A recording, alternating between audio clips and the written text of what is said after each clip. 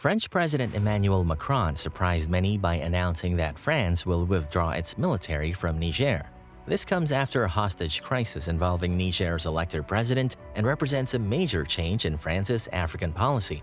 Tensions had been rising between France and Niger due to political complexities. Despite demands from the coup leaders, France refused to recognize them, leading to the end of military cooperation and a gradual troop withdrawal, reshaping the region's politics. But it's not just Niger. Mali and Burkina Faso have as well suffered similar coups recently.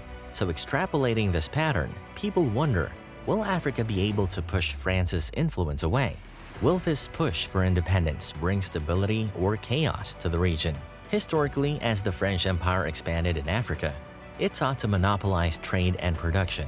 By the 1930s, France dominated the money supply in French-speaking Africa. Post-World War II, imposing the Central African franc in several states in Central Africa. The CFA currency underwent changes, being pegged to the French franc and later the euro. Currently, the CFA franc is the currency of 6 independent states in Central Africa: Cameroon, Central African Republic, Chad, Republic of the Congo, Equatorial Guinea, and Gabon. These 6 countries have a combined population of 55.2 million people as of 2020 and a combined GDP of over $100 billion as of 2021. In recent years, there's a growing discourse among these 6 member states about finding alternatives to this system. Proposals include forming a regional currency bloc without French control. However, efforts to change have faced challenges, both externally from France and internally from African elites benefiting from the current system. This group of Central African states are contemplating the dream of breaking free from the strings of French control to create their own currency bloc. In this new chapter, these states would have the reins of their economy, making decisions without being tied down by the powerful euro or needing to store their riches in the French treasury. Together, they envision a future where they could trade and collaborate more freely, strengthening bonds among them. However, the African Union has its challenges. Africa is filled with golden treasures like minerals, flowing oil, and fertile lands, has 2 distant neighbors, US and EU, eyeing these treasures, dreaming of fueling their own home's growth and prosperity. As the world's mighty leaders play a giant game of chess, Africa becomes the board where they make their moves. The US and EU see the value of befriending the African kingdoms, knowing that allies on this board can boost their power in the global game.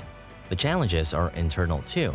Without the protection of the French and the stability of the euro, their currency might face high devaluation. But the winds of change were blowing. Inspired by these African states' bravery, other regions in Africa began to dream of their own united currencies, hoping to weave a tapestry of economic unity across the continent. In a new multipolar world, another player enters the ring. With China's strategic investments, the continent has found a new partner, altering the historical dynamics shaped by former colonial powers like France. China's rapid economic growth and hunger for resources have led to significant investments in Africa's key sectors, offering the continent a chance to diversify its alliances beyond traditional allies. China's focus on securing energy supplies and raw materials aligns with Africa's resources, making it the continent's second-largest source of crude imports. This economic collaboration has not only fostered trade, but also earned China favor among many African nations. The urgency and support shown by China for African development have struck a chord with local leaders, leading to a positive perception of China's influence on the continent. In contrast to Western practices, China's approach resonates well with African nations. This shift in partnerships signifies a turning tide, where Africa seeks to reduce reliance on old alliances and embrace new opportunities for growth and development. The emergence of China as a key player in Africa's progress marks a significant transformation in the global power dynamics. China's engagement in Africa has been multifaceted, from funding significant projects like the African Union headquarters to investing in vital infrastructure such as railways and ports. China has showcased its commitment to Africa's development.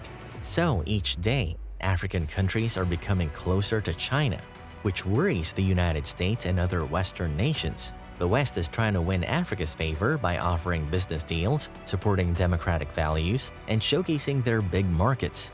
The The West, especially the United States, strongly believes in democratic governance, something many African governments might not appreciate. This stands in contrast to China, which doesn't care about democratic values. This difference is causing a unique ideological struggle in Africa. African leaders know that more trade and investments are vital for jobs and stability. The high standards and expertise of the U.S. market are attractive. African diplomats in the U.S. are urging the U.S. government to focus on business. With new tools, the U.S. aims to work closely with Africa for mutual benefits. Africa's manufacturing contribution to the global market dropped from 3% in 1970 to less than 2% now. This decline makes Africa more reliant on the West to sell its main products. This is because of Western methods of aiding development, which instead made Africa economically dependent and limiting its decision-making freedom. The West's approach has been likened to putting the cart before the horse by Chinese economist Wen Yi, suggesting that the West's development is an outcome, not a starting point. As Africa grows tired of waiting for results from following Western countries' methods, it desires trade and infrastructure over preaching and schooling from US and EU diplomats. Now, something crucial is missing to make this decoupling possible. Speak softly and carry a big stick. This quote, often attributed to President Theodore Roosevelt, emphasizes the importance of power and military strength in diplomatic relations, suggesting that nations should maintain strong defense capabilities while conducting their foreign affairs with caution and diplomacy. So if China provides the economic umbrella, who provides the security for these African states? Here enters the scene Russia and its private army, Wagner Group. The Wagner Group's role in Africa, providing military support to local governments or factions, often in return for certain economic or strategic benefits for Russia. Really handy when you want to start a coup or keep a regime in power. So if you have the money, China, and you have the military support, it's the perfect context for the next geopolitical confrontation for influence between the West and the Dragon Bear. Africa is experiencing a wave of coups with a common demand: the removal of French troops and diplomats. This reflects dissatisfaction with France's historical influence, leading to a reassessment of their relationship. Despite gaining independence, African nations maintain complex ties with France, often marked by patronage and corruption, known as France-Afrique. Recent coups have prompted change. French President Macron responded by withdrawing troops and diplomats from Niger, signifying a shift in France's African policy. In fact, at some point, the diplomats were expelled by force, France saying that they should remain. So bizarre. Africa's rejection of French influence marks a quest for greater independence, calling for a fresh, baggage-free approach. Both Africa and France face a pivotal moment, urging them to reconsider their relationship. With new options like closer ties with the US and China, Africa can now reduce its reliance on France and carve its own path forward. Let's explore the two narratives in media and socials that might play out for Africa. Narrative 1: Africa fully pushes French influence out with China and Russia's support. The French military recently lowered its flag in Burkina Faso, ending its 13-year presence in the country. This decision comes at a time when Russian influence is increasing in the region. Since 2010, around 400 French troops have been stationed in Burkina Faso to combat terrorism and maintain security in the Sahel region. However, due to recent political instability, the coups in Burkina Faso in 2022, the French were asked to leave within a month. This is the third such departure for France in Africa under President Emmanuel Macron, who had aimed for an equal partnership with African nations. France also left Mali and the Central African Republic, leading to concerns about a potential domino effect of further withdrawals across the continent. France's diminishing presence in the Sahel region is due to various reasons, including its colonial past, local politics, and increasing Russian influence, particularly since Russia's invasion of Ukraine. Russia's private military organization, the Wagner Group, has been replacing French troops in some African countries. Russia has also been waging an information warfare campaign against France, which France has found challenging to counter. There are concerns about Russia's growing influence and disinformation campaigns in Africa, especially portraying France negatively. Many believe that Russia's influence would not have grown so significantly if France had a better track record in Africa in the past. France is now focusing on more supportive roles in Africa. and collaborating closely with African armed forces. However, with the rapid exit of French forces from multiple African nations, there are concerns about which country might distance itself from France next. Narrative 2. French-sponsored counter-coups. There are still about 6,000 French boots on the ground on the African continent, including 1,000 in Niger and 900 in the Ivory Coast, according to local reports. As whispers go, France's influence extends even to the chambers of the ECOWAS organization. The ECOWAS, a united front of 15 West African nations, was born with a vision to knit these countries together in economic harmony and camaraderie. Time and again, this unity has been tested, especially when political storms arose. ECOWAS, a guardian of democracy, has stepped into the fray during such tumultuous times, even brandishing the possibility of military intervention to ensure the democratic flame doesn't flicker out. But recently, an unsettling breeze has been blowing from Niger.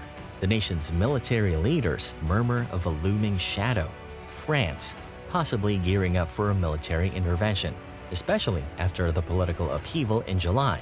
While President Emmanuel Macron of France has assured that he would only step in if beckoned by Niger's deposed leader, Mohamed Bazoum, the whispers continue. Major Amadou Abdrahman, voice of Niger's junta, speaks of France and ECOWAS joining hands for a possible intervention.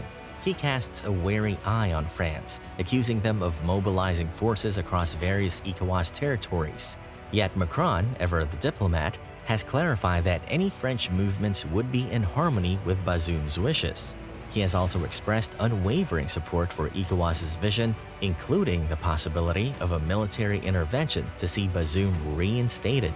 The winds in Niger have shifted since the coup, bearing with them a strong anti-French sentiment. Calls for the French to depart echo across the land.